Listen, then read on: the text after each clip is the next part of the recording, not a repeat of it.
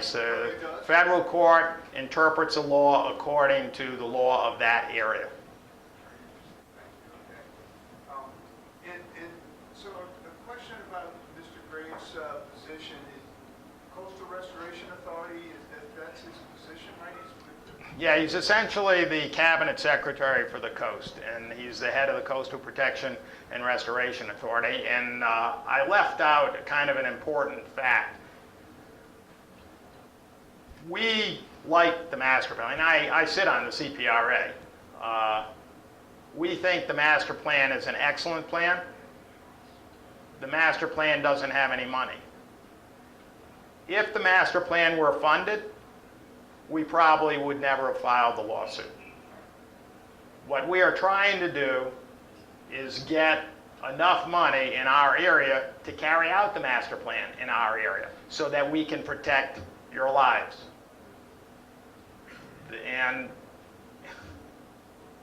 if I tell you what 100-year protection really means, if you don't know, you'll understand the need to improve the protection system. 100-year protection means that you have a system, and this system will work unlike the last system. It's a good system.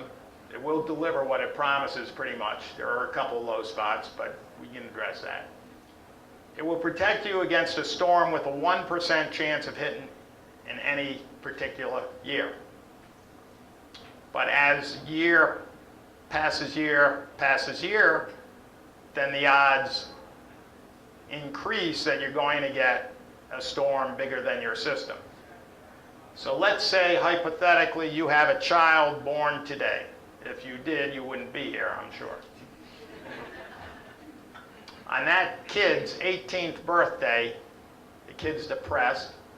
They take a revolver with 6 rounds in it, 6 chambers, not rounds, 6 chambers. They stick 1 bullet in the chamber, they spin the chamber, they pull it to their head, and they pull the trigger. That's the odds of them surviving over the next 18 years without a storm bigger than a 100-year storm. Let's say they survive that, and I want to thank my colleague on the board, Steve Ustopomo, for this analogy. I had a much less dramatic one. This is, let's say they survive that. Put another bullet in the chamber. You now got 2 bullets in there, and you reach your midlife crisis at age 40. Spin the chamber again, spin the revolver again. You got 2 bullets in there, and you pull the trigger again.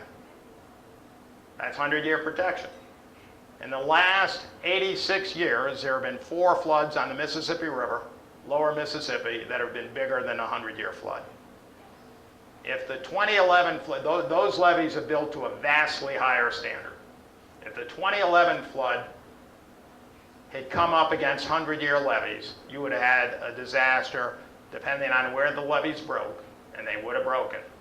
The disaster would have easily equaled or exceeded Katrina, depending on where those levees broke. So that's I know that's a little bit off the subject of your question, but I didn't say it in my prepared remarks because my remarks were not prepared. Okay. Another question?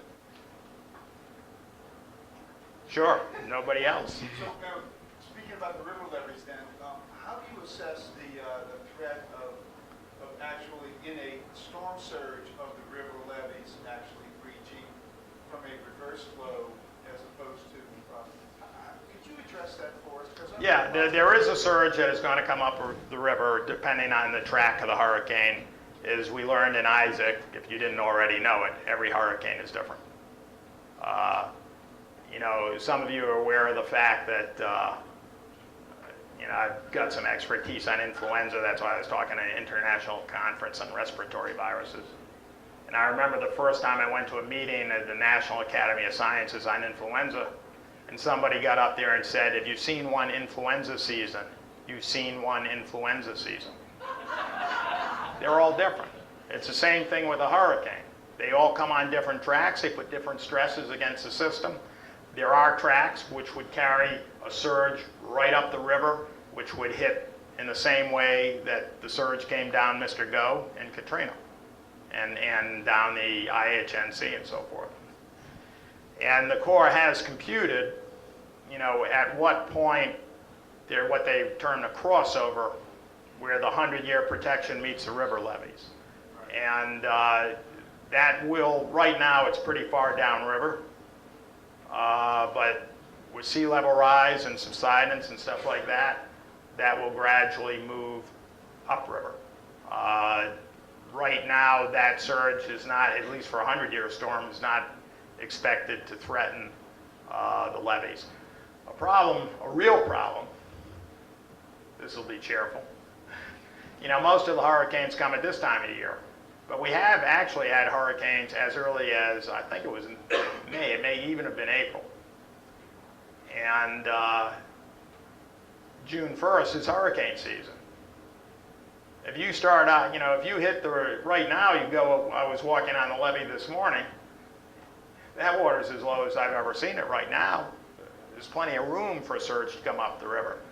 If you got a hurricane hitting in June, with the June rise, and you've got a river at 10, 11 feet, instead of minus 10 or so where it is now, you've got a problem. And you know, that is, it's not a perfect system, but it will deliver what it's promised. You need to recognize that its promise is not enormous. It's also the lowest standard in the civilized world. The Dutch protect to a 10,000-year standard. The Japanese protect to a 10,000-year standard, but I don't care what standard you protect to. You need to recognize that chances are you're going to get wet. The 10,000-year standard did not help the Japanese in the tsunami, and it was because of their overconfidence in their protection system that they had the nuclear disaster. They used their brains and built a little redundancy into the system, 20/20 hindsight, then that reactor would not have been vulnerable. So there's got to be somebody else with a question, but if there isn't, okay. Okay, Mark. John, with respect to the nominating committee, obviously there are the names that it has. Is it that they don't have names, or they don't have names that the governor would likely accept because of this litmus test regarding? Well, Can you repeat that question? yeah, okay.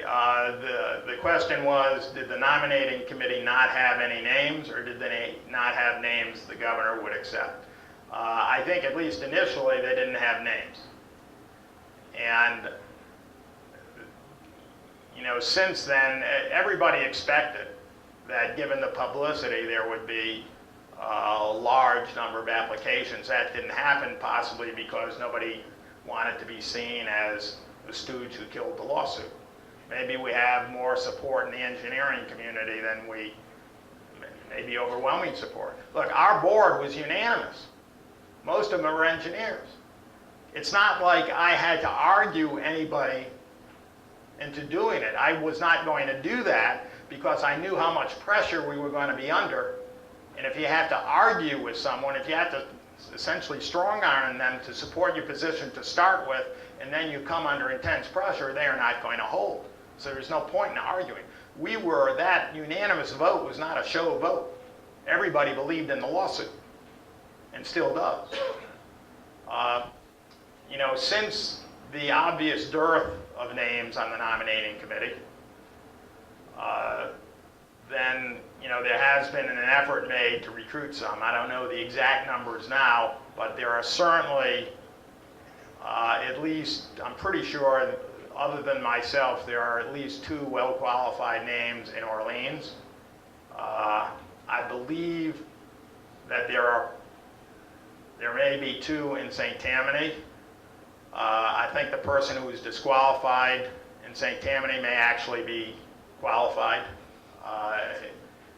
And he's sort of protested my understanding is he's protested the committee. I haven't heard anything directly about that. And I don't really know the circumstances in St. Bernard. I know that I've been trying to recruit people, and I don't ask them their position on the lawsuit. There are other things the board does. And someone of goodwill might be against the lawsuit. I believe in it, I think it's important, but I don't want to destroy that flood protection authority. They continue to fulfill a lot of things on a daily basis that are important. So they need good members, no matter what their position on the lawsuit. So if you're particularly in St. Bernard, or you know someone in St. Bernard, urge them to apply and do it immediately. Or St. Tammany, or for that matter in Orleans, although I do think in Orleans we're probably covered right now. But get it done right now.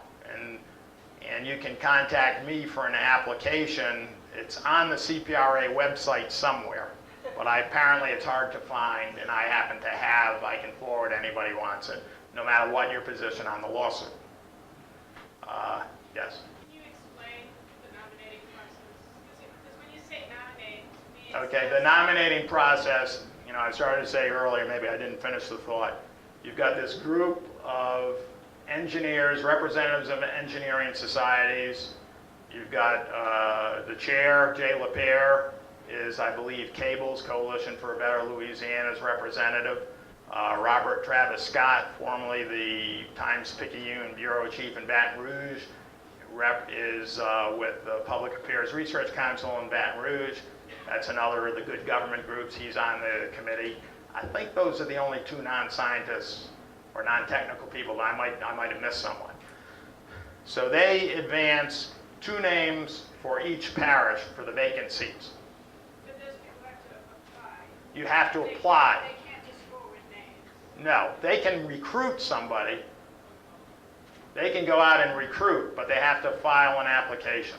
And then they have to be qualified. It's complicated.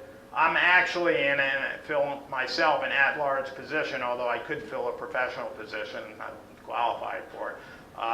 There's a certain number of engineers and technical people like a meteorologist, a hydrologist, geologist. There are a couple of slots for professionals, other professionals, for example, the president of the board's a CPA. And there are a couple of at-large seats. As I said, I could qualify as a professional, but a non-scientific professional, but I happen to be in an at-large seat, or fill an at-large seat. And you know, that's pretty much it. They advance a name, the governor, 2 for each parish that is vacant. There are 3 vacant parishes, St. Tammany, St. Bernard, and Orleans. The governor, if they advance those names before September 30th, the governor has to pick one of those names. If they wait till October 1st, the governor can pick anybody he wants. And once you're on, if you're confirmed by the Senate, you are then cannot be removed. Unlike all the other levy, the West Authority is the same way. But all the other levy boards in the state, they serve at the governor's pleasure. So he has to pick one from each parish. And yeah, well, in this case, there are 9 seats on the board. By coincidence, 3 seats are come up this year. The terms are staggered. Next year and subsequent years, there'll be 2 seats that come up, so that you have continuity on the board and not a complete turnover. You got staggered seats, and next year they'll have 2 options. So when you said he has to pick one name, he has to pick one name out of 2 from each That's parish. correct. What if you didn't hear? The governor would have to pick one name out of 2 selected for each of 3 parishes. We also have, by law, we've got 1 person from Jefferson, East Jefferson, Orleans, St. Bernard, St. Tammany, and Tangipahoa. We also have 4 people who, by law, have to come from outside of our jurisdiction. From the University of North Carolina, we have a guy who's a co-author of the most sophisticated storm surge model in use. And we have a guy whose title used to be Director of Floodplain Management for the state of California. So we have some pretty capable people on this board. We have a former member who's a past president of the American Society of Civil Engineers. You know, we have coastal scientists, engineers, and so forth. It's an extraordinarily well-qualified board. One more question. Okay, last. I just had a question. If this lawsuit were 100% successful, say, and our fight for restoring the Gulf, I guess there are a lot of different ways to look for it over time or immediately. Do we go from DEFCON 5 to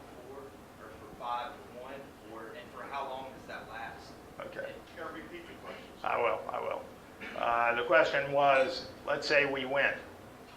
How much effect does it have on everybody's safety? And, you know, if the worst case projections for sea level rise are true, then this place is toast. Period. But the worst case projections for sea level rise are not necessarily going to come true. There's a lot of uncertainty in science. Just as before this hurricane season started, all the predictions were consensus this would be a much worse hurricane season than usual. Many more storms and probably more intense storms than normal. And so far we've seen two that haven't even come anywhere near getting in the newspapers, much less actually threatening anybody.